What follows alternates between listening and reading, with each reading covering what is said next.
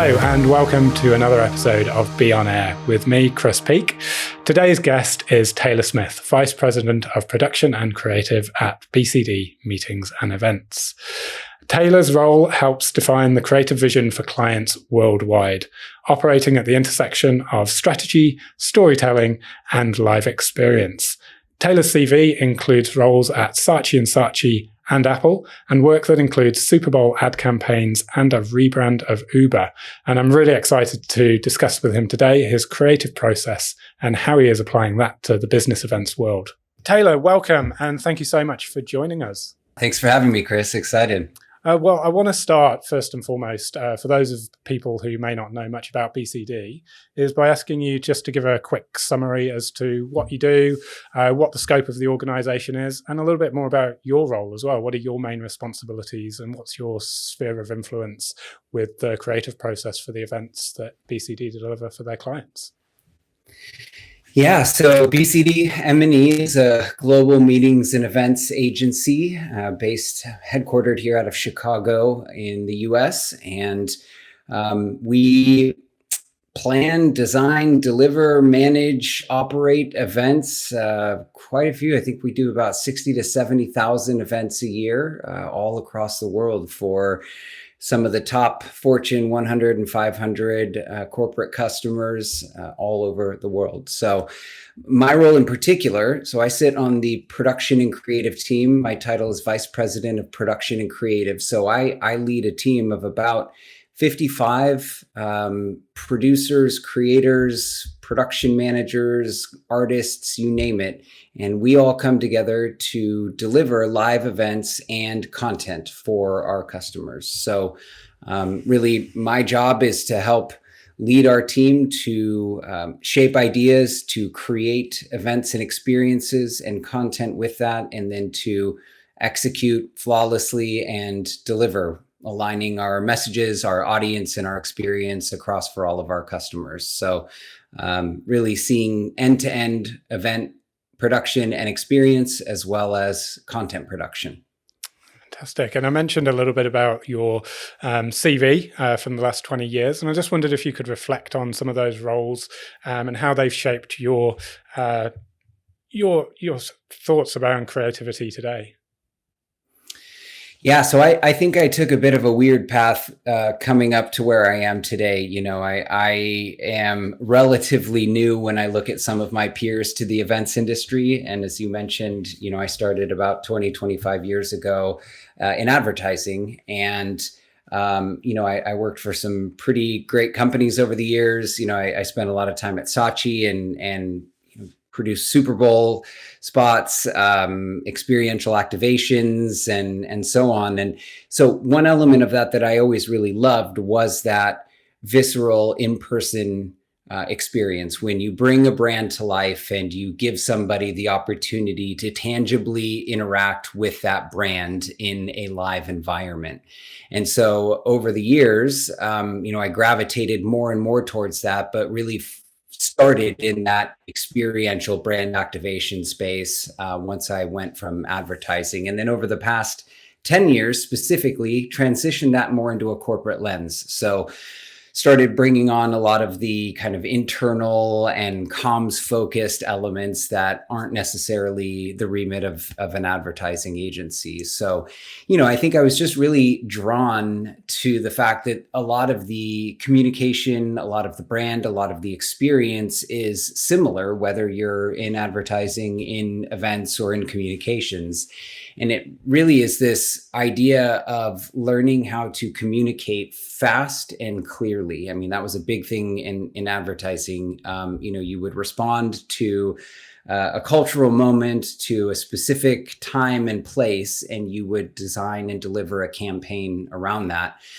The one thing that I really love the most, though, about this new dynamic in events is that it requires kind of this sustaining of that same emotion and that engagement, but over a longer period of time. So while in advertising, we would spend, 9 months developing a Super Bowl campaign that would play for 30 seconds, on live TV, we have a unique opportunity in events to really grab hold of somebody's attention for a longer period of time, sometimes, days on end. But at the core of all of it are the same principles of connecting to somebody through a brand with a message and kind of creating an intent. So whether it's 30 seconds or 3 days, the ideas that we need to activate and communicate on still have to be clear and direct and solve a problem, not just look good or act as a decoration. So you don't find that it changes your mindset fundamentally in that creative process, the difference between,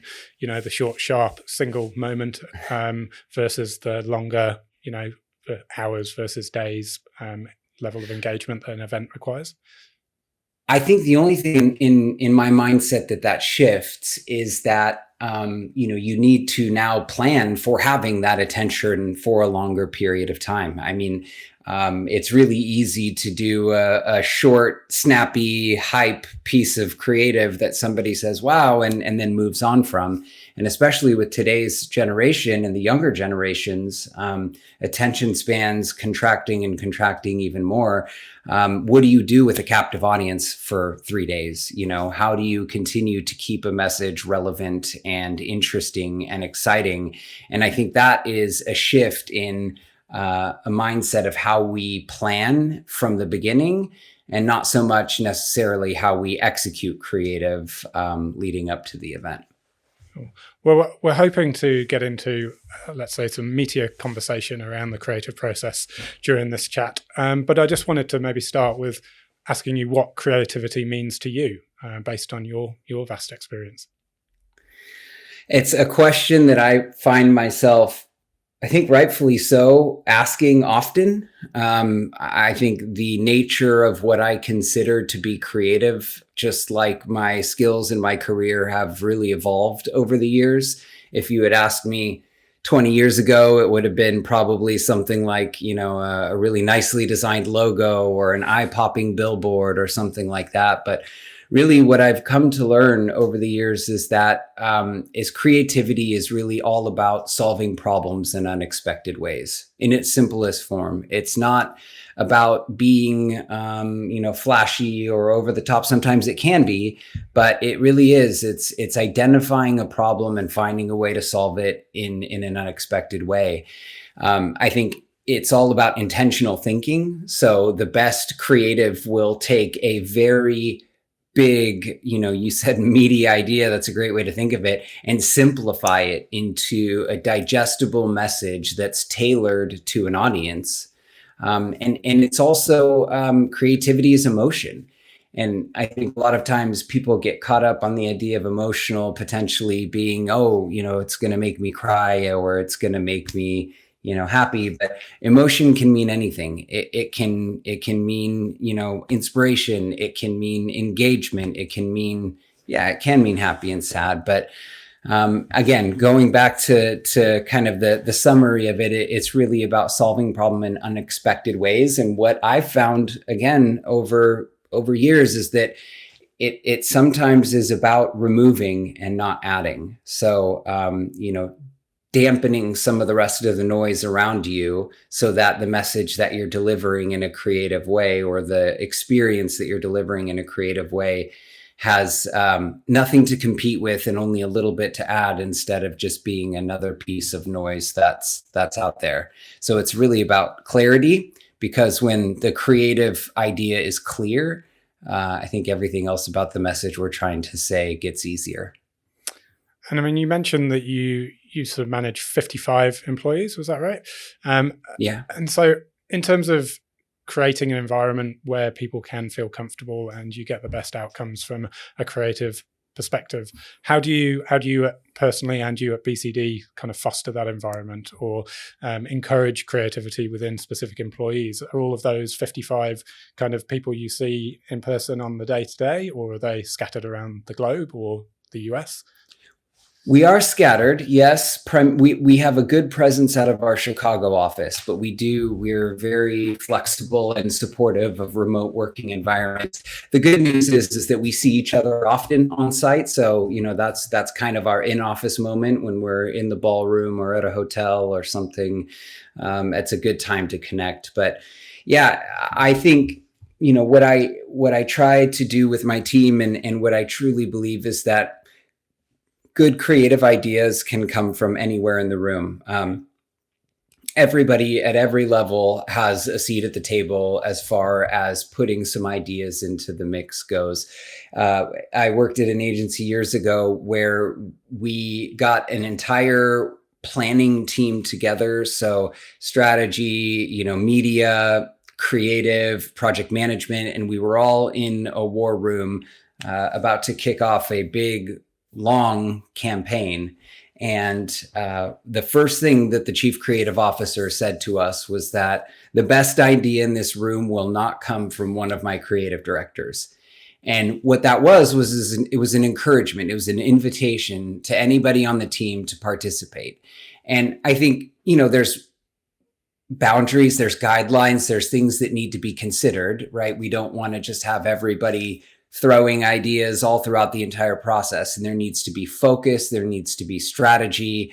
But all of that being said, once you've identified that, once you have a good brief and you have good strategy and you have good direction, you've created a safe space where people feel comfortable voicing what their ideas are. And I think that for me has been one of the highlights of my career, is creating a space where people feel comfortable bringing good ideas to the table. And the majority of the time, that doesn't come from the creative team, and going back one question, I think it's part of the idea of demystifying what creative means. I think I've seen a number of people, let's say a technical director, somebody whose focus is labor, equipment, 2D room drawings, rigging plots, all of that stuff, which on paper doesn't necessarily sound creative. But I've seen some unbelievable and innovative and thought-provoking ideas come from that very technical discipline. So I think once you've created an environment where people feel comfortable putting their ideas out there and you've given them some guidance and direction, it's pretty amazing to sit back and watch what some people are capable of. And that's really one of my favorite parts of the job. And presumably that takes a lot of pressure off the staff who are designated creatives as such, to know that all the pressure isn't on them. It's not, entirely up to them to come up with every great and creative idea, that there's other people that can have input, will have input, and that they can kind of bounce off. Yeah, and if they're not the originators of the ideas, then a lot of times those art directors, creative directors, they act for the filters or the interpreters of those ideas. So it's their job to sit in those rooms, have those brainstorms, come up with those ideas, and then take the sum of all of that work and decipher it and filter it into a way that it can get sold to a client as an idea, as an idea that has legs, that works within the constructs of what we've been briefed with. So that to me is a critical part of a true role of a creative. But you're right, those ideas, they can come from anywhere. And it is a relief to know that you have a thought partner in all of this, and you have people thinking creatively at all angles, from the technical side, from a strategic side, from an account side, even from a financial side. There's a lot of creative work that gets done on a financial part of any event or any piece of content that certainly couldn't be done by any creative director that I've worked with. And are you bringing in external parties into these conversations in terms of suppliers, venues, from a business events perspective? Kind of at what point do those conversations start happening, and what influence do they have on the creative concepts? Yeah, good timing. We actually just had our leadership team meeting in Chicago. I just got home yesterday, and we ended the session yesterday with a session on creative innovation. And one of the key takeaways that we had and that we're going to take back to our team is always keep an ear to the ground and listen to your freelancers and suppliers. Because I think a lot of times as agencies with long tenured relationships, we can sometimes rest on our laurels and get a bit, I don't want to say lazy, but I'll say lazy. However, a lot of the freelancers, a lot of the third-party vendors, a lot of the DMCs and properties that we work with, they have to stay on the cutting edge. I mean, that's where their next meal comes from. They're not on a cushy salary with, benefits and all of that. They're out there researching the newest and next things to implement into their toolkits. And so I always encourage our team. We have the benefit of working with a lot of really amazing freelancers. I think we have a bench of about probably 200, 250 permalancer people that we work with on a regular basis, including a handful of 15 or 20 different vendors. And yeah, we really do look to them because we can come up with the initial ideas, but how can they add to it? How can they take those ideas and activate them? That's a huge part of this process too. So it's really important to have that trusted bench of support that maybe don't sit within your organization, but are really true partners to you throughout the process. Oh, and I mean, within your team, how comfortable are you all with failure as part of the process? Do you kind of have this mentality that failure is not an option because we're delivering for clients? Or do you just kind of see it as part and parcel of the creative process and just something that you need to manage? So how do you navigate that? Yeah, I think safe events are sometimes the riskiest part of our business because no one remembers them. I mean, I've probably been to a lot of events that have rinsed and repeated the same agendas and the same designs and the same themes and same experiences. And, after you've been doing it for a decade plus, they start to blend into each other. But I'll put a caveat to that to say that, I divide that into two elements. There's the technical side of failure, and then there's the creative side of failure.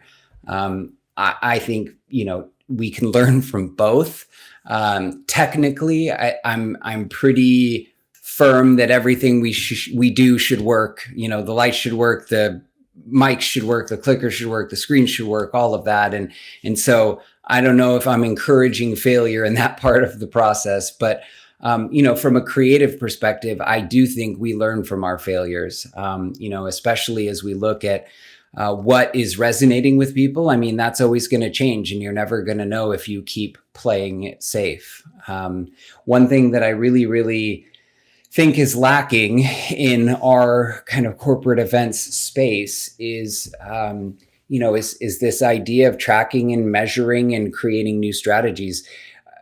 At Saatchi, we partnered with a well-known company called Nielsen, who provides data on basically sentiment based off of campaigns. So they track sentiment, and so we're able to see based on a number of different things: how many people watch, how are they clicking, how are they moving, what are they doing, whether or not a piece of creative resonated well with them. And so we then got into this process of iteratively delivering creative and being able to build it in a modular way where we could pull out or rearrange things that didn't work based on real-time response data. The one thing that I think we are, in a different space for the event side is because we don't have that opportunity a lot of times. The event is the event and it happens. And then the metrics of tracking that experience aren't as good. I mean, everybody gets a survey. Everybody knows, did you like the food? Did you like the accommodations? But it's harder to track that real-time sentiment. So I think failure is inevitable. At some point, you're going to deliver a message that isn't going to resonate. At some point, you're going to have an idea that doesn't land well in an event space. And so how you track it, learn from it, and improve upon it, I think are the important things. So yeah, I mean, there's always a need for flexibility and there's always a need to be trying new things. But I think at the end of the day, the real risk that anybody runs is just being another corporate event, is being forgettable. Yeah, absolutely. I mean, looking at some of the organizations that you've worked for over the last 20 years, there might be some people in the audience who are just kind of thinking, well, it's very well for, Taylor to say, this about creativity and providing this for your clients, but look at the budgets you must have been working with. What do you say to them, those people out there who might be, running an event on the smell of an oily rag, and just do not have the sort of financial clout that maybe some of your clients would have, or that we would perceive some of your clients to have? I just got this really visceral feeling of what the smell of an oily rag is like. And it's a great question. The first thing that comes to mind, I kind of live and die by this, is that good ideas are free. Yes, long term, will certain things cost money? And yes, does it cost money to kind of activate things? But I think budget will amplify those ideas and creativity, but it doesn't necessarily create creativity. And we have the blessing and the benefit of working with a lot of really amazing corporate clients. And, without getting into the details, the budgets run the gamut. Especially when you look at maybe a smaller company doing an internal event, maybe it's a sales kickoff for a small sales team. Regardless of the name on the door of the building, a lot of times those events get a lot less of a budget than perhaps a B2B, B2C customer-facing style event will get. And what that does for us, I think, is creates an interesting, again, going back to the idea of creativity being a problem to solve, it creates an interesting problem where we need to do more with less. And despite working at BCD, our customers are subject to the same thing that everybody else is in the world, which is that costs are getting higher, inflation, there's conflicts, there's a lot of things going on in the world. And it isn't just year over year, we're adding, 15 to 20% for our budget, for our event budget. So I think the good creative thinking can often reduce spend, and that the most expensive events aren't necessarily always the most creative. They're just the most expensive. I shared with you an example, and I'll share it without giving up too much, but we put on an event a number of years ago, and it was a big public facing marketing event. And, it had a very healthy budget, and a large portion of that budget was spent on an A-list celebrity talent keynote speaker. And despite all of our briefing and planning and sharing of the theme and seeding of ideas and scripting how the conversation with the CMO was going to go, we went live, and that hour was, to be frank, awful. And it just goes to show that just throwing money at problems doesn't always solve them. It's good life advice for me too, but it's certainly good advice that we give to our customers. Whereas you take, another event we did with a fraction of the budget, where we were able to hire a speaker that wasn't a brand name, it wasn't a household name, but he was willing to spend hours and hours with us ahead of time to really integrate the theme and the takeaways of the meeting into his presentation in a really interesting and engaging way.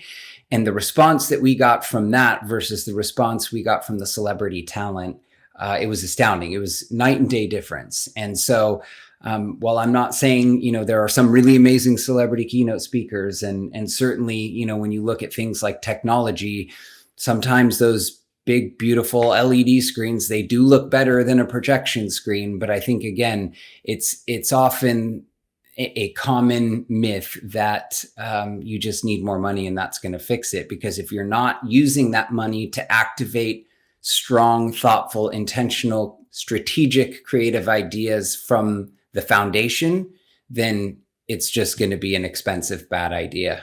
Yeah. And I mean, we're working in an environment now where there isn't as much money around, and clients are, understandably a lot more conscious of their budgets. Have you seen a shift over the last few years in terms of client expectations and, I guess, demands from you around creating more with less and creating high impact components with, very little budget? Yeah, thankfully, we haven't yet been hit with the, with the less. A lot of what we're seeing right now is staying flat year over year, but with that is coming more expectations. So it is asking for more with the same, let's say. And one thing that it's again forcing us to do is kind of think strategically and creatively about how we're delivering that. A good area that we immediately look at is scenic and stage and set. I mean, we found especially with the proliferation of LED screens and they're getting more affordable year over year. But when they first came out, everybody just, they fell in love with them. They gravitated towards them. And if you ever look at it side by side with a projector screen, you can see why. The one thing though that people didn't realize is that now you've got a massive, amazing quality, high definition canvas. And so your 16:9 presentation with, overload on text and awful graphs isn't going to look so good on that screen. So, it's scaling back in some areas. Maybe we spend some of that money on the screen and elevate the presentation and we go back to projectors, or maybe, we have too much video content or too much slide design content. So taking a strategic look at maybe pulling some of that back. Another thing, again, as I mentioned, was, entertainment and talent and speakers. Without the structure, without the narrative, without the theming, and without the thought that goes into all of that, it's probably a good time to start scaling that back. So the last thing too, that, we kind of are probably being a bit more measured on how we, sell and deliver to our clients is just technology in general. As you can imagine, right now, AI is the talk of the town, and we are not immune to that in the events industry. I think it's one thing, as an agency, it's our job to be out there and researching and coming up with creative ideas to use it, which we are, but it's then getting the customers to understand the cost that goes with that and the real investment in doing it with purpose. So, I think every element of an event you can look at individually and see where you can scale back, but it still all needs to make sense, and it still needs to work within the framework of the event itself.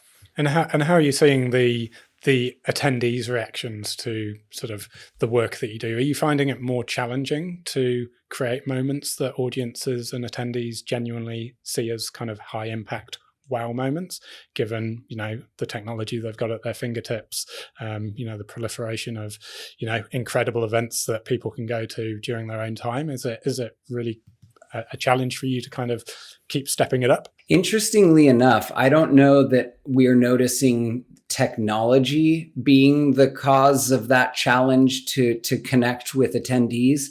For us, this may be a bit US centric, but I'm sure there are, analogies for every region globally. For us, it's that attendees are experiencing brands in more unique ways outside of the workplace, and then expecting that level of engagement and interaction in their corporate jobs. So a good example is, the Coachellas, the South by Southwests of the world, the immersive, interactive experiences that are thoughtfully and creatively designed around those attendees. You get that experience, and then you go back to your sales kickoff, your, internal town hall, whatever, and you're used to having more of an engaging, immersive experience. And so I think it's trying to create a parity, and of course, knowing that I wish everybody had the budgets of the South by Southwest and Coachella and Glastonbury and all of those places, but that's the reality of the situation that we're in, is that, that's where our newest generation of employees are going to interact with brands and to find authenticity in the brands that they're passionate about. And so to get tap into that same level of passion about the company they work for, which is where they spend most of their time, it's a struggle, especially when you consider that, like I said, we don't always have those budgets. So I don't know if it's so much about technology and more about experience and immersion that is really causing some challenges in how we communicate. And what about resistance to sort of your ideas, to change, to creativity or creative ideas that you want to implement? Do you see that primarily from clients? Do you even see it at the audience level sometimes, or the attendee level sometimes, in terms of a reluctance to do something outside of the norm? Or do you see general enthusiasm for what you put forward? Yeah, it really depends. I think adoption is always difficult. People get so in their routines and comfortable, and there's a sense of safety and familiarity that we can't ignore. The pandemic was a great example of that. We went from ho hum, everything's fine, to we're home behind a screen for 10 hours a day. And the event industry as a whole made a shift during that time and tried to replicate one for one the event experience in a virtual dynamic. And I think the adoption was forced, but it was still, the engagement of that adoption was awful. I mean, I remember some of those platforms that came up, and it was literally a 3D mock-up of a ballroom, and the curtains would open and you're sitting, there's a fake stage and seats and everything. And so I think it's about the adoption, and it's about smartly using those tools and doing it in a way that makes sense again. So what we found after that is maybe they're not going to want to pretend to be in a ballroom when they're sitting at home. So why don't we take a page out of the Netflix playbook and do smaller, bite-sized, episodic pieces of content that are all part of an event series, but that you can watch on demand and at leisure, that are highly produced, that have a narrative and creative wrapper around them. Because what you saw was this, binge watching of Netflix and this consumption of content at levels that we had never seen before.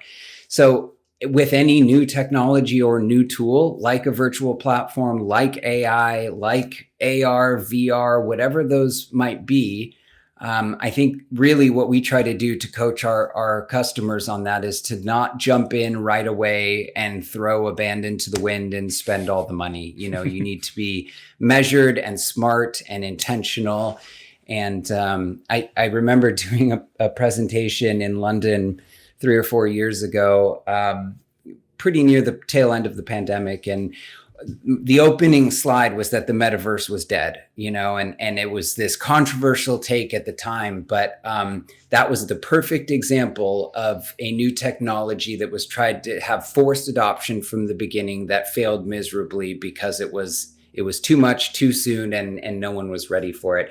And, the writing is now etched in stone. I mean, they've lost hundreds of billions of dollars and, laid off 30, 40,000 people in that space. So long story longer, I think with every new tool that comes around, it would be ignorant of us to pretend like it wasn't important, but it would be stupid of us to immediately jump right in without doing the due diligence and intentionally making sure that the attendees will adopt that technology. Well, speaking of new tools, and you mentioned it briefly earlier, and I guess AI, it would be remiss of me to not ask you about AI and its role in this space and its role in the work that you do. But I think it's interesting that we've spent the vast majority of this conversation framing it from a very human point of view, the creative process and what you do around how the team interacts, how you create that environment for humans to come up with amazing ideas and creative solutions to, as you say, problems. So what do you see as the role with AI? How are you using it? How do you think you'll be using it in 6 months, 2 years' time? And what impact do you think it's going to have on our industry? Man, I'll first caveat this by saying I'm not an expert in AI. I know enough about it. I know how it works for us, how it could work for us, but there are people out there who are far better at it than I am. But it is, as with many organizations, it's a core priority. It's a core focus. We have, large teams whose sole job is to figure out how it's going to work for us. But, the interesting thing about AI is it's very much subject to, Moore's law. And that is the idea that, over any period of time, the cost will get lower and the technology will, double in its capability. And what we have seen with something like a semiconductor, which is what he had originally made that, that theory about, was over a 60-year span. We've seen that over 4 years with AI. And that is one thing also we were reviewing with the team earlier this week. And there's that iconic Will Smith spaghetti video, and what that looked like 3 years ago and what that looks like today is just equal parts exciting, inspiring, and terrifying, if I'm honest. I think what I come back to, and you said it too, is that power of the human connection and the human interaction. And that's why I got into this stuff in the first place, was seeing someone experience my work, our work, an idea, an inspiration, a moment in person. And that will always be the goal. Now, can AI help us with that goal? Absolutely. There is no doubt in my mind that AI will accelerate our creativity, accelerate our thinking, accelerate the entire event industry, but it's certainly not, in my mind, going to replace any of it. I look at AI as a tool, and in and of itself, if it sits there, it's just a tool. It's not going to take my job if it just sits there. It's all about who is using that tool and how are they using that tool. So some areas that I've seen some immediate, amazing, brilliant results out of is around faster ideation. So, you take an event theme or an idea and you put it into AI and you say, give me, 6 tagline ideas and 3 potential opening video ideas based on this theme. And then, you take that and you put it in the hands of somebody who's highly skilled and capable at creating whatever that is. And that's a great starting point. Another thing that I've really loved seeing it used as is a way to visualize concepts. We've talked about creativity and how it can sometimes be this lofty, undefined, nobody knows kind of, and that's true too when you're trying to sell ideas to a stakeholder, whether that's an internal stakeholder, an agency stakeholder, a customer, is taking such a big complex idea and selling it by being a great storyteller is one way to do it, but not everybody's good at that. So visualization of certain concepts, and we see that a lot on our content team. So when we are doing a patient story, so we do a lot of work in the med tech space, and we go out and we film these 15, sometimes 30-minute short documentaries about how a product has improved or saved a patient's life, and we will interview doctors and product designers and the patients themselves. So when we kick off a project like that, going into AI and having it create a series of style frames or storyboards, or getting the beginning ideas of what visually this world will be that we're going to film this in, is a great start. But that will always then go through an art director or a creative director or somebody, not only to make sure that it makes sense, it's on brand, it's what we want it to be, but also that it is tailored specifically to what it is we're trying to sell. So those are just a couple of small ideas of how we're using AI right now. I think where we'll be in 6 months or 12 months, it's kind of terrifying to think of. But I have to believe that it will change the world, but only with our help. Well, look, we're nearly out of time, so thank you again so much for this. But before you go, I just wanted to give you the opportunity to share any final takeaways with our audience. What would be a few key things that you would want them to go away from today? Yeah, I think going back to what we first started on, the myth of creativity. So it's let's say I'll summarize in 3 takeaways. I've been a bit long-winded, so I'll try to be succinct here. Creativity is not about budget. It's about clarity, and it's about intention and thought and delivery, regardless of the medium that it's coming out through. I think the strongest ideas often come from anywhere in the room, as long as they have some constraints, and that any memorable event is going to focus on emotion and intent, not just technology and or production.